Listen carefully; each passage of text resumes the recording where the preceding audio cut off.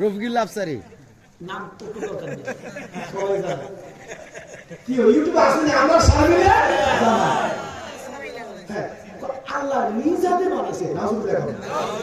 আচ্ছা এটা মানা যায়। এবার দেখেন বলতেছে আল্লাহ সমেত অর্ডার দিয়ে মানাছে, নাউজুবিল্লাহ। হাসলেন কেন আপনি? আল্লাহর সাথে এত বড় কুফর। আল্লাহ কি কাউকে অর্ডার দিয়ে বানানো লাগে?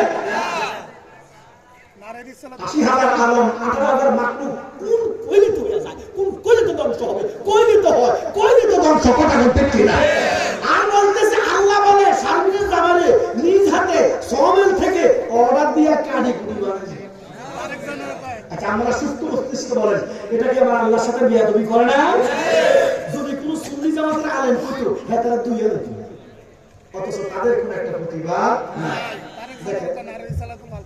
এটার ভিতরে কি ও জোরে কর, এক ধরনের মদ আছে সাদা, এ যদি লেভেলটা উঠাইয়া আমি মদ ঢুকাইয়া উপরে লেখি ফানি, আপনি তো খাইবেন ফানি, আপনি কি খাইছেন? জোরে কর। দেখেন নাম দিছে ইসলামী ব্যাংক, কি ব্যাংক? ভিতরে সুদ, কথা বলা উপরে লেভেল মধু, লেভেল কি ভিতরে মদ। এই যুগের বক্তা আরেকটা আছে, কথায় কথায় মিথ্যা বলে বানাইয়া আর মানুষকে হাসায়। কংসনগর বলে কুদ্দুচা বলে লাউদি বলে বাড়ি বেড়ে বেড়ে। আমি পুরা গ্রাম খুঁজলাম, এমন কোন কাহিনী নেই।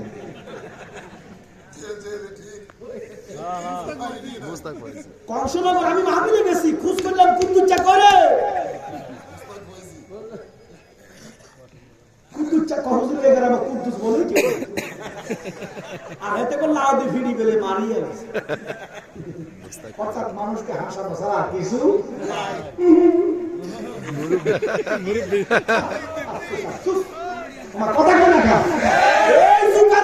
বলে ইসলামী ব্যাংকে অ্যাকাউন্ট করা বলে ফরজ।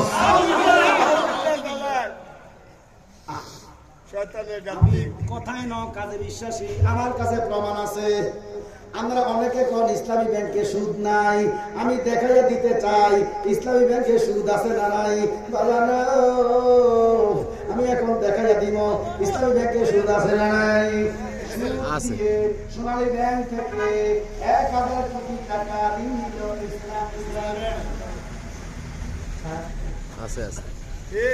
সুদ দিয়ে।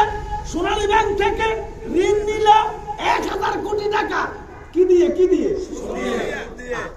এবারে কই সুদের ব্যাংকে অ্যাকাউন্ট করা বলে ফরজ।